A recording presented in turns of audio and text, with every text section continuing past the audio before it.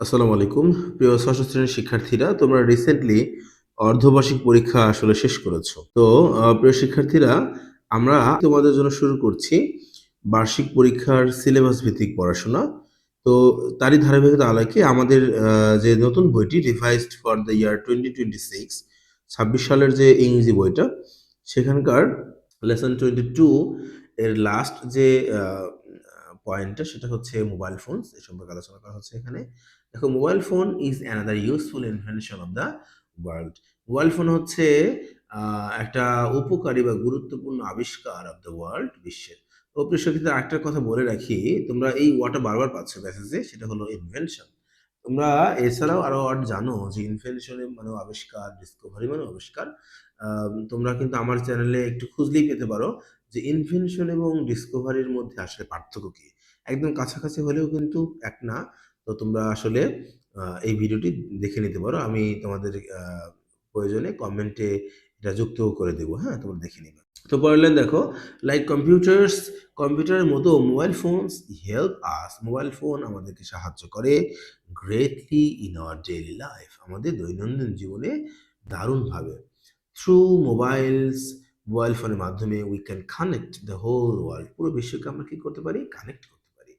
Only a few years ago, মাত্র কয়েক বছর আগে, উই হ্যাড ডিফিকাল্টি, আমাদের জন্য কঠিন ছিল, অসুবিধা হতো to contact our near and dear ones, আমাদের কাছের প্রিয়জনদের সাথে যোগাযোগ করার কিন্তু কি ছিল? খুবই কঠিন ছিল।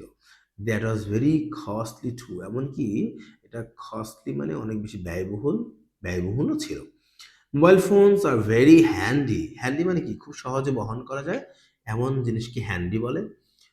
তোমরা কিন্তু ক্লাস 6 এ একদম শুরুতে এই আম একটা যে কবিতাটি পড়েছো না? 'Holding hands by holding tails', মনে আছে কিনা? সেখানে কিন্তু তোমরা দেখেছিলা যে আ হাতির শুঁড় এবং লেজ, হ্যাঁ? ট্রাঙ্কস অ্যান্ড টেইলস আর হ্যান্ডি থিংস, এই ওয়ার্ডটা কিন্তু পেয়েছিলা। একটু মনে করিয়ে দিলাম। তো প্রিয় শিক্ষার্থীরা, হ্যান্ডি মানে হচ্ছে খুবই উপকারী, সহজে বহন করা যায় এমন জিনিস, mobile phone. And we can use them, আমরা এটা ব্যবহার করতে পারি ফর কমিউনিকেশন, যোগাযোগের জন্য, with people at a very low cost, মানুষের সাথে খুবই কম খরচে। Mobile phones have different functions, mobile ফোনের বিভিন্ন ফাংশন রয়েছে, সাচ অ্যাজ মেকিং কলস, যেমন কল দিতে পারি, লিসেনিং টু মিউজিক, গান শোনা, টেকিং ফটোগ্রাফস, তারপর ছবি তোলা, স্টোরিং ইনফরমেশন, তথ্য সংরক্ষণ করা।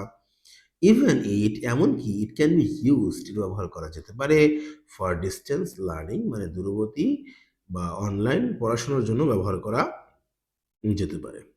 তো এই ছিল প্রিয় শিক্ষার্থীরা ইংলিশ ফার্স্ট পেপার বইটির লেসন 22 এর বড় একটি প্যাসেজ আমি আজকে সলভ করে দিলাম। ৩ টা পার্টে তোমরা আসলে এই ভিডিওটি পেয়েছো। তো আশা করি আ তোমরা উপকৃত হবে। যদি ভালো লেগে থাকে, আ তোমাদের ধারাবাহিক আলোচনা কিন্তু হবে একের পর এক। বার্ষিকীর প্রস্তুতির পাশে থাকবে।